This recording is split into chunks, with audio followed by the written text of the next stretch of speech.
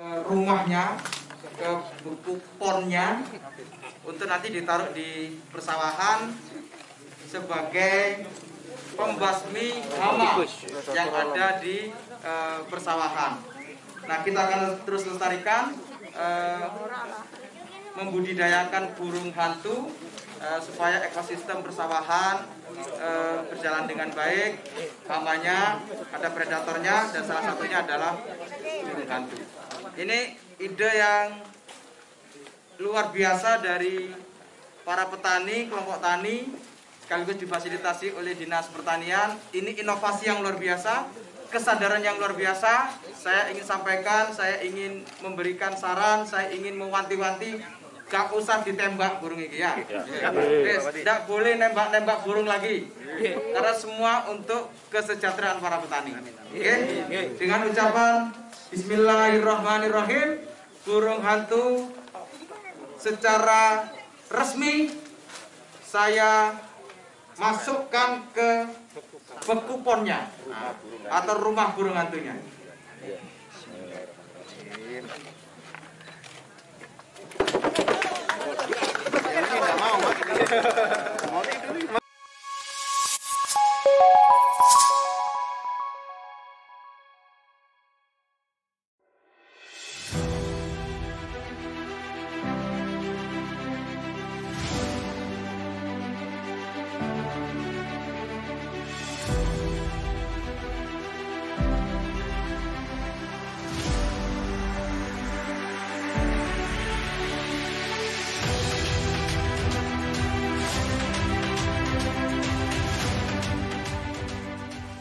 Kabupaten Lumajang dijuluki sebagai kota pisang, karena memiliki potensi cukup besar pada sektor pertanian, dan menjadi salah satu lumbung pangan di Jawa Timur dengan komoditas andalannya, padi.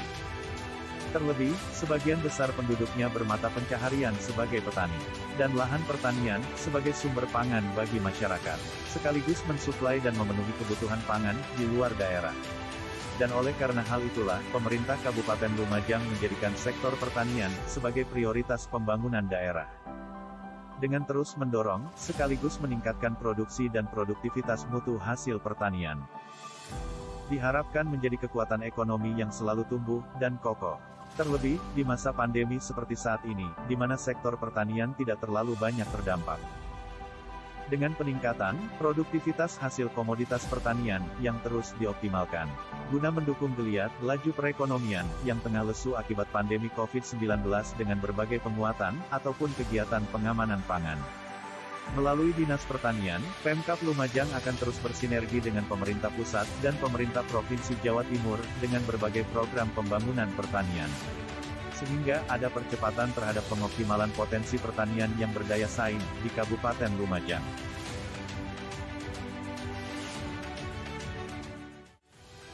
Bapak Bupati, Bapak Bupati, dipastikan memang pertanian menjadi salah satu sektor unggulan Lumajang, baik dilihat dari sisi jumlah petani, pekerja petani, bahkan kontribusi terhadap GDP-nya. Oleh karena itu, salah satu upaya bagaimana sih memperkuat posisi pertanian dan petani di Lumajang ini, selain fasilitasi dari pemerintah pusat, provinsi, bahkan Kabupaten Lumajang, gerakan swadaya petani itu terus bermunculan di Lumajang. Salah satunya adalah bagaimana mengupayakan keseimbangan alam ekosistem berkenaan dengan hama penyakit. Taruh data untuk hamanya adalah tikus. Untuk tikus ini, selain berbagai obat-obatan, gerakan swadaya petani yang kita singkat dengan Garda Petani melalui swadaya membangun rumah burung hantu Kubua. Ini menjadi sangat-sangat penting dan sangat-sangat bermanfaatnya selama hampir 2 tahun 3 tahun terakhir ini. Tikus masih ada, tapi keseimbangannya sudah mulai tetap terjaga. Sehingga beberapa wilayah sentral padi, komoditi padi, tanaman pangan utamanya, ini sudah mulai sudah terkurangi karena serangan tikus. Beberapa kecamatan sudah bermunculan melalui gerakan petani dan kelompok tani hanya untuk mendirikan rumah burung hantu. Hal yang menarik ini juga menjadikan perhatian jajaran perbankan. Ini cukup elegan. Terima kasih kepada teman-teman BNI dan BRI yang sudah men-CSR-kan rumah burung hantu di beberapa wilayah di Kabupaten Lumajang ini. Saya pastikan ini salah satu langkah yang sangat elegan dan strategis untuk kebersamaan di petani. Sinergitas lintas antar lembaga dipastikan berjalan dengan bagus. Harus diakui, sinergitas antar lembaga dan seluruh stakeholder dalam mendorong kemajuan pembangunan pertanian Lumajang di masa pandemi berjalan sangatlah harmoni.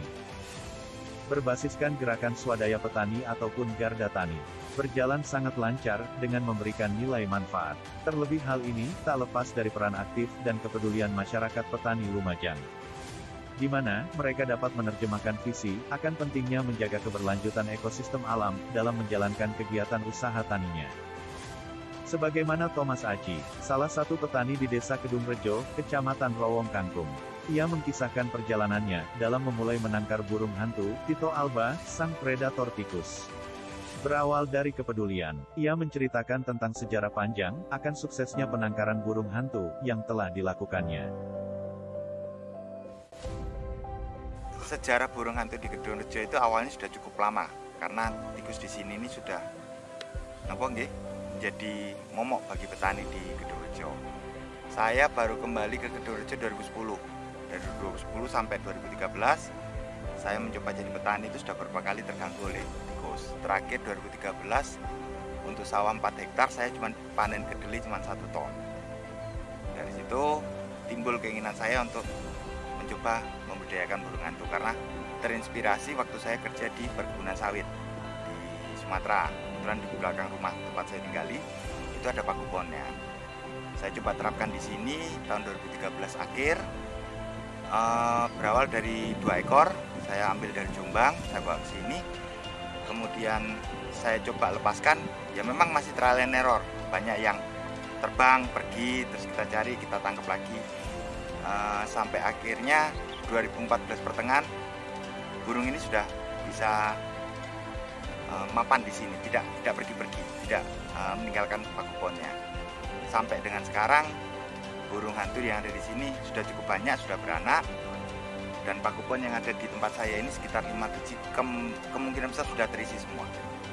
Ini perlu saya nambah lagi ke daerah sekitar saya ini. Kalau cara pengembangbiakannya sebenarnya simpel sih, kalau supaya burung hantu itu tetap bisa ada di tempat kita. Pemerintah dalam pengembangan burung hantu di tempat saya ini cukup besar, baik itu perhatian dari BOPT, PPL desa, UPTD maupun kepala dinas, sampai dengan perlindungan proteksi dari provinsi.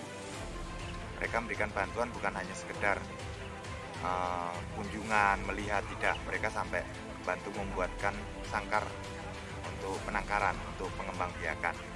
Cuman masalahnya karena di sini sudah tikusnya mulai berkurang, kami kesulitan untuk mencarikan pakan bagi burung yang ada dalam penangkaran. Sehingga akhirnya kami lepas liarkan supaya berkembang dengan sendirinya.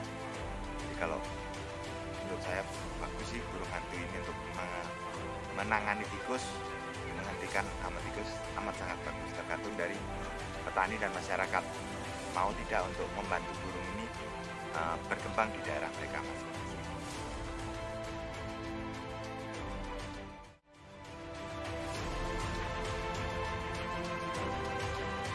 Dalam rangka mendukung pengamanan produksi pangan terutama di masa pandemi, melalui unit pelaksana teknis, proteksi tanaman pangan, dan hortikultura, Dinas Pertanian dan Ketahanan Pangan Pemprov Jatim menggelar gerakan pengendalian hama tikus serentak se-Jawa Timur. Dengan adanya kegiatan ini, diharapkan dapat memberikan dukungan perlindungan, khususnya pada tanaman pangan, dari gangguan atau serangan OPT. Selain itu, untuk membantu petani dalam memasyarakatkan sistem pengendalian hama terpadu, dengan pendekatan ekologi, ramah lingkungan. Sebagai salah satu upaya pengendalian hama dan penyakit, penting, dan harus menjadi perhatian bersama, jika penguatan kelembagaan, perlu dan harus dilakukan, dalam perlindungan tanaman, di tingkat petani. Sehingga, hal ini dapat menjadikan petani lebih berdaya, serta mandiri.